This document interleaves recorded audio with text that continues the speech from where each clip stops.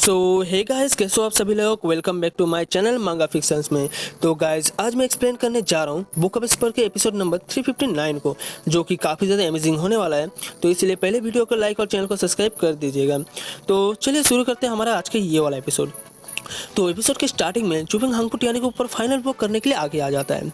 वो अपने एक सबसे पावरफुल मूव, जिसका नाम है tangible position sketching killing leg का यूज़ करते हुए हांगपुटियानी के ऊपर उस पल्स लेग से अटैक करता है, जिसका प्रेशर इतना ज़्यादा आता है कि उससे टकरा करके हांगपुटियानी की हालत बहुत ज़्यादा बुरी हो जाती है और हमें उस एरिया में एक बहुत बड़ा जोरों का धमाका दिखाया जाता है।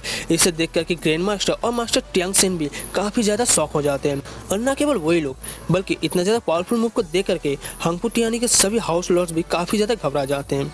तभी अगले सीन में हमें तबाही के बीच में जुफिंग के किलिंग लेग को दिखाया जाता है। जुफिंग अपने उस मूव को परफॉर्म करने के बाद अपने किलिंग के लेग को पीछे को हटाता है और इतना ज़्यादा पावरफुल मूव को यूज़ करने की वजह से जुफिंग भी काफ़ी ज़्यादा एग्जॉस्ट हो जाता है।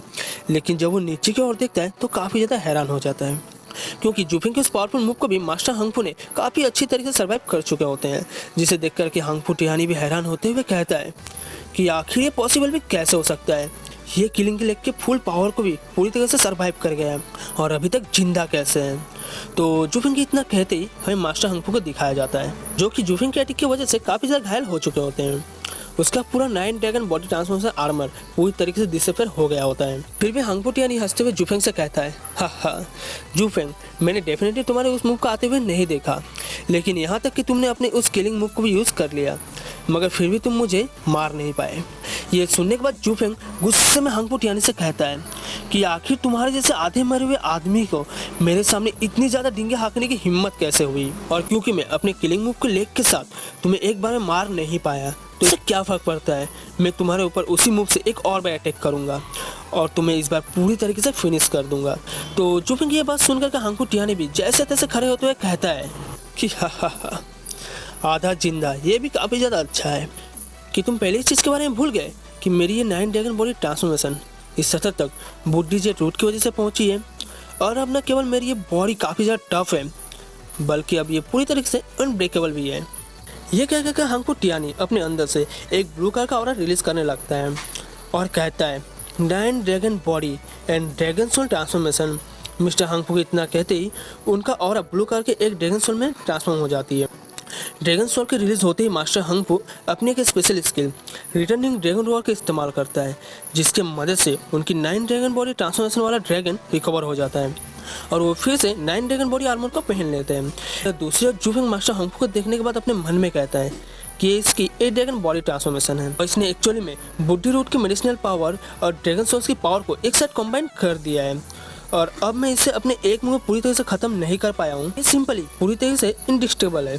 तो अभी तक जुफिंग एक तरफ ये सब सोच ही रहा होता है, दूसरी तरफ दूर से देख रहे हैं हमें मिस्टर सीमा को दिखाया जाता है, जो इस सब सीन को देखने के बाद काफ़ी ज़्यादा हैरान होते हुए कहता है कि अब अगर यहाँ पे गू सेंगटोंग भी आ जाता है तो भी यहाँ पे कुछ नहीं कर सकता।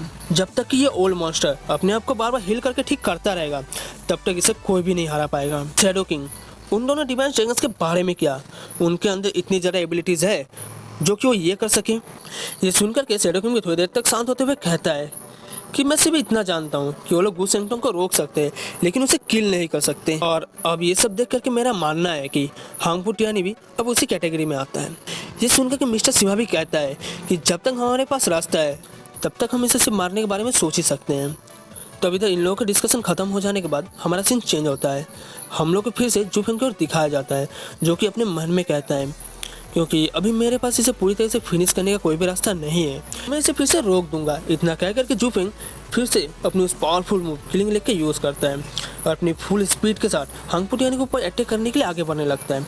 लेकिन इस बार हांगपुटियानी भी जुफिंग के किलिंग लेग को रोकने के लिए पूरी तरह से तैयार खड़ा होता है और अपनी क्लाके यूज़ करते हुए जुफिंग को अटैक करने के लिए आगे बढ़ जाता है और साथ ही अपनी फास्ट स्पीड की मदद से हांगपुटियानी जुफिंग के अटैक को डॉज करके सीधा जुफिंग के पीछे अपेयर होता है और उससे कहता है कि जुफिंग, अब ये मेरी बारी है। इतना कह करके जुफिंग के ऊपर अपनी क्लास से अटैक करते हैं, लेकिन जुफिंग जल्दी से हांगपुटियानी के उस अटैक से बचने के लिए अपने ड्रैगन मैन सोल हाथ से उसके क्ला को रोक देता है।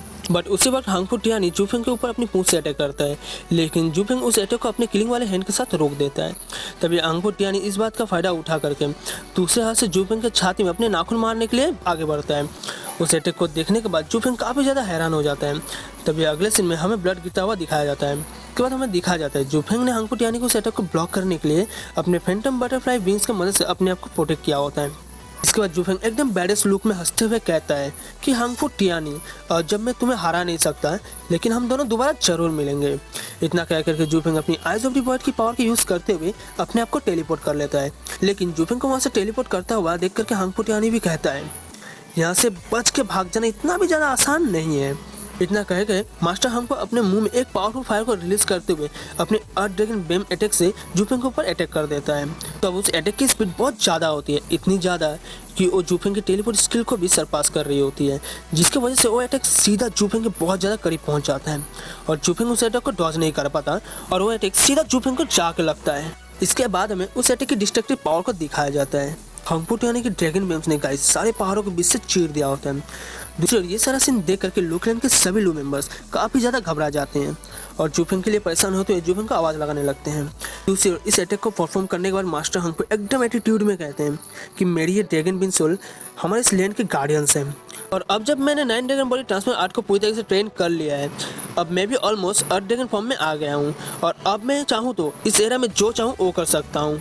मैं स्पेस के साथ भी छेड़छाड़ कर सकता हूँ, जैसे कि मैंने तुम्हें बिल्कुल पेंटिंग की तरह तुम्हारे बैक को टारगेट किया था। ये अर्थ ड्रैगन बीम मेरी ट्रू पावर है।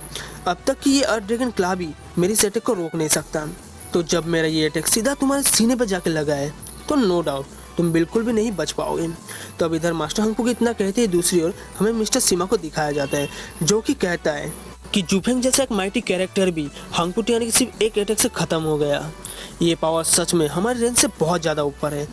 दूसरा शैडो किंग भी कहता है 9 ड्रैगन बॉडी सच में बहुत ज़्यादा टफ बॉडी है और इसकी टफनेस किसी के सामने बहुत ज़्यादा है, लेकिन बुद्धि रूट की वजह से अब ये बिल्कुल इनविजिबल हो गया है और अब ये गुसेंगटोन से भी कहीं गुना ज़्यादा खतरनाक हो गया है। मुझे डर है कि वो दोनों डिवाइन ड्रैगन्स और हम तीनों मिलकर भी इसके ऊपर अटैक करके इसके सामने टिक नहीं पाएंगे। दूसरा मास्टर फिंगबाई भी कहता है कि अभी सब कुछ खत्म नहीं हुआ है। जब गुसेंगटोन ने टियानी को बर्बाद किया था उसने ये अकेले किया था, हालांकि हांगपो टियानी के पास सोना और शक्ति दोनों ही है। इसका मतलब है कि हांगपो टियानी की तुलना में इससे निपटना और भी ज़्यादा कठिन होगा।